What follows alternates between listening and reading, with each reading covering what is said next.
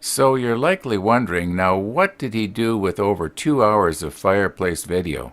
Well, I made a couple of DVDs, and I put the whole thing from beginning to end on DVD.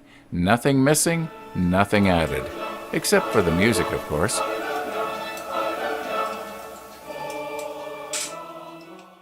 Normally when I want to label a DVD, all I do is I just write the name on it with a felt marker.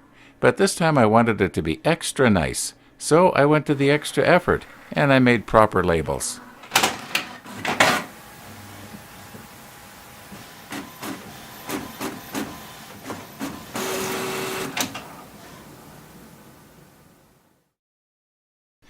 Now so far I haven't made very many of these. They're just for family and friends. But because I wanted them to be in HD, and because it was well over 2 hours long, I had to make a 2-disc set.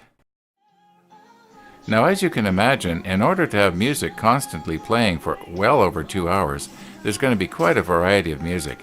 There's all the way from heavy stuff like The Messiah to really light stuff with Dolly Parton. But it's all Christian Christmas music. Really nice.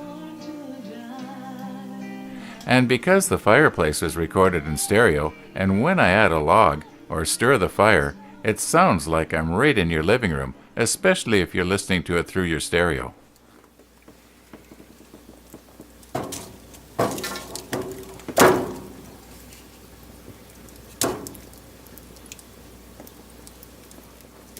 Well, I guess that's it for the Christmas Fireplace video and how it was made. I guess my next problem now is, who am I going to give these videos to? Who is actually going to really appreciate them? Well, we'll see.